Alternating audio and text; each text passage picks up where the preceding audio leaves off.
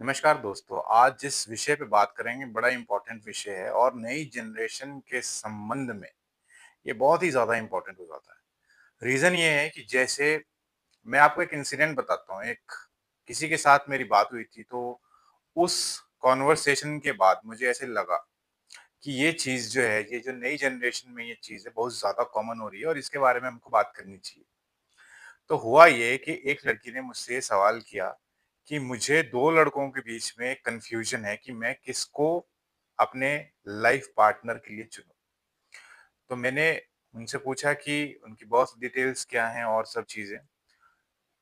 तो normal conversation में मैंने उनसे पूछा कि आप इन लोगों को कब से जानती हैं? जैसे हम आप आम बात करते हैं और आपको इनमें क्या अच्छी लगी? कौन-सी चीज़ आपको अट्रैक्ट करती है इन लोगों में? तो उन्होंने कहा कि मतलब ठीक है, किसी का बिहेवियर अच्छा है, किसी की इनकम अच्छी है, किसी का ये सब। लेकिन वो ज़्यादातर लॉन्ग डिस्टेंस रिलेशनशिप में ही रही है, दोनों के साथ। और एक लड़का उनमें से, वो मिलने के लिए आना चाह रहा था। तो बातचीत ये थी कि वो लड़का मिलने के बाद फिज़िकल होने की ज़िद कर रहा था। तो ये था कि उन्होंने जैसे मुझे बात बताई कि इस तरीके से वो मिलने आ रहा है और मिलने के बाद बहुत पॉसिबिलिटी है कि हम घूमने जाएँ और डिनर के लिए ये सब।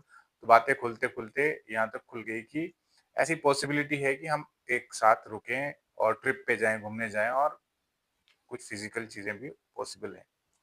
तो मैंने ये सवाल किया कि फिज़िकल ज़रूरी क्यों है? मतलब पॉसिबल क्यों है? किस तरीके से? मैरिज तक आप क्यों नहीं रुक रहे? जबकि आपको कन्फ्यूज़न भी है मतलब 2 लड़कों के बीच में, तो इस चीज़ का कारण क्या है? तो मैंने नॉर्मल व्यक्ति की सोच समझ जानने के लिए मैंने सवाल किया। तो सामने से जवाब आया कि ये सब तो कॉमन है, ये सब तो कैज़ुअल है। अब नए ज़माने में एक-दूसरे को जानने के लिए ये भी इम्पोर्टेंट है, इससे हमें पता चलता है कि वाइब मैच होती है कि नहीं होती है, ये इम्पोर्टेंट चीज़ है। तो मैं यहाँ पे ये कहना चाहता हूँ, ख़ैर मैंने उनको समझाया, जो मैं समझाया उनको वो मैं आपको इस वीडियो के माध्यम से बताना चाहता हूँ क्योंकि ये जो चीज़ है बड़ी इम्पोर्टेंट है। इम्पोर्टेंट इस वज़ह से कि ये जो नई जनरेशन है ना, इनमें क्या है कि बिल्कुल ये वेस्टर्न जो हमारा कल्चर है उससे बहुत ज़्यादा प्रभावित है और हो भी क्यों ना। अंग्रेज़ी मीडियम स्कूल हैं वहाँ पे मतलब सभी सब्जेक्ट्स की इन्फॉर्मेशन अच्छे से दी जाती है। लेकिन उसमें जो हमारा धर्म है, उसकी शिक्षा या नैतिक मूल्यों की शिक्षा क्योंकि धर्म क्या चीज़ है? धर्म का मेरे कहने का मतलब ये है कि धर्म हमें क्या सिखाता है? धर्म हमें नैतिक मूल्य सिखाते हैं कि किस तरीके से हमको रहना है समाज में और अगर हम उन चीज़ों को अच्छे से समझ लेंगे, तो हमारा समाज में रहना भी अच्छा हो जाएगा और सच बताऊँ आपको तो अगर आप धर्म को समझते हो और कर्म को समझते हो, तो इससे आपको जीवन में बड़ी शांति आती है और बहुत ही ज़्यादा क्लैरिटी मिलती है, स्पष्टता आती है क्योंकि आपको पता होता है, आपको लाइन कौन-सी लाइन है जो क्रॉस नहीं करनी है, आपको अपनी बाउंड्रीज़ पता होती है, तो उससे क्या होता है स्टेबिलिटी बड़ी ज़बरदस्त तरीके से आती है। लेकिन जो नई जनरेशन है, उसमें वो स्टेबिलिटी की कमी है। अब स्टेबिलिटी की कमी नॉर्मल ये है क्योंकि जो पेरेंट्स हैं वो नौकरी करते हैं, बच्चों को स्कूल में भेज देते हैं, कॉलेज में भेज देते हैं और सोचते हैं कि ये तो स्कूल कॉलेज की ज़िम्मेदारी है, उनको संस्कार देना। तो यहाँ पे जो हमारे मुख्य टॉपिक पे आते हैं तो होता क्या है आमतौर पे, जानकारी होती नहीं है जिसकी वज़ह से लोग क्या करते हैं फिज़िकल होते हैं। अब ये फिज़िकल होने से किसी का ये नहीं पता चल जाता कि उनका रिलेशनशिप फ्यूचर में कामयाब होगा कि नहीं होगा। ये चीज़ नहीं पता चलती है, आप कितना मर्ज़ी फिज़िकल हो जाओ और फिज़िकल होने के बावजूद भी लोगों के डिवोर्स होते हैं, ऐसा तो होता नहीं है कि डिवोर्स नहीं होते। तो होता क्या है कि जैसे अब कोई लड़का-लड़की एक-दूसरे के साथ फिज़िकल रिलेशन बनाते हैं, तो उसमें क्या होता है कि जो व्यक्ति एक कार्मिक उसका अकाउंट होता है, ये समझ लो जैसे आपने आकाशिक रीडिंग्स के बारे में सुना होगा, आकाशिक रीडिंग में क्या होता है, ये जैसे माना जाता है कि व्यक्ति की जो भी कर्म होते हैं, वो एक आकाशिक रिकॉर्ड होता है, उसमें सारा स्टोर होता है। तो ये वेस्टर्न कांसेप्ट है, हमारे कांसेप्ट में तो सिंपल सा यही है कि आदमी जो भी करता है कर्म वगैरह वो सब रजिस्टर होता है। तो उन्होंने अलग तरीके से इस चीज़ को पेश कर दिया, आकाशिक रीडिंग बोल दिया। हमारे यहाँ पे तो ये है कि धर्म-कर्म का व्यक्ति के जीवन में पूरा प्रभाव रहता है। तो क्या होता है कि आदमी जब भी आता है, पहले मैं थोड़ा-सा और स्पष्ट कर दूँ, ये जो आकाशिक आकाशिक रीडिंग्स को लेके लोग कन्फ्यूज़ हो सकते हैं। आकाशिक का मतलब यही होता है कि जैसे ये मान्यता है, हम मानते हैं कि हम जो भी कर्म करते हैं वो स्टोर होता है। तो अब वो कहाँ स्टोर होता है? तो वो आकाश में कहीं पे कोई किसी तरीके से स्टोर की व्यवस्था होगी, ठीक है ना?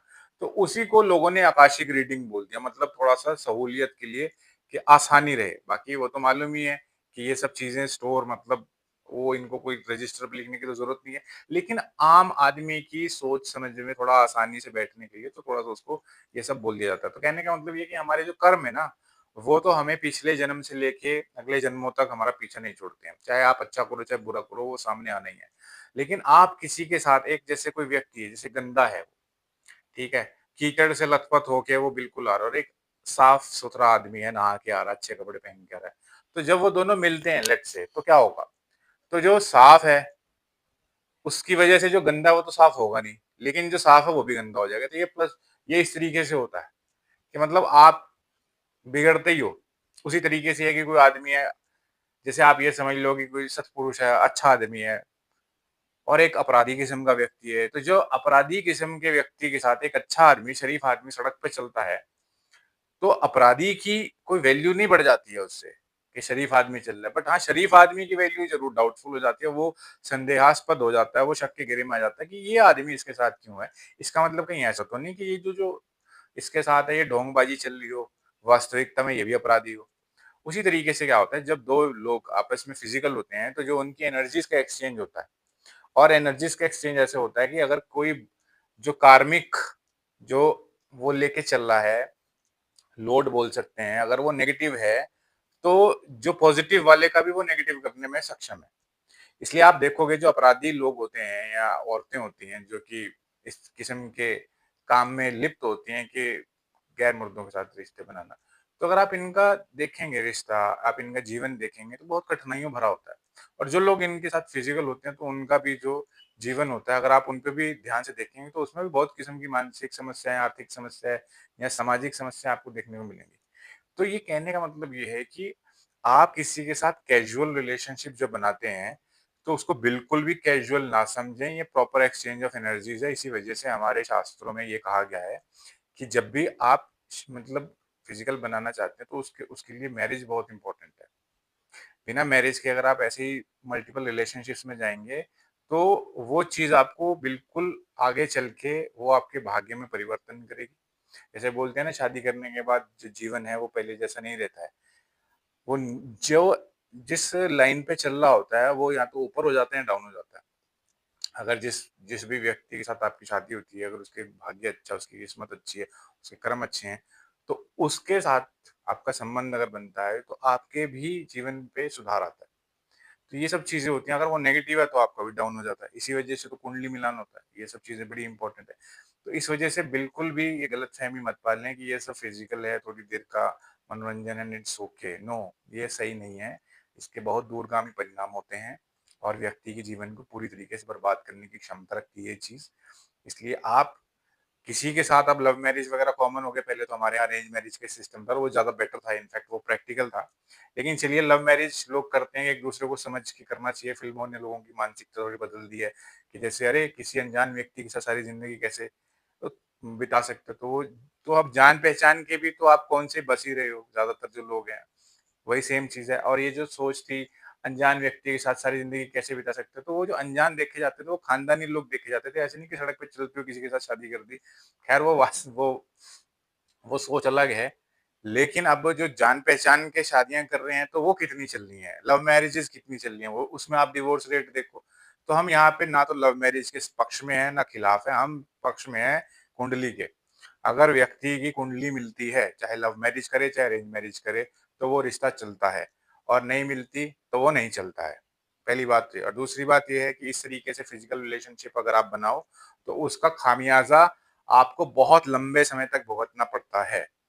तो ये ऐसे मत समझिए कि फिज़िकल हो जाओ, वन नाइट स्टैंड्स इधर-उधर ये सब कर लो। बहुत ही इसका नेगेटिव रिज़ल्ट मिलता है। अगर आप एक्सपेरिमेंट करना चाहते हो तो वो अलग बात है, लेकिन अगर आप दूसरों की गलतियों से सीखना चाहते हो, तो ये काम बिल्कुल ना करें।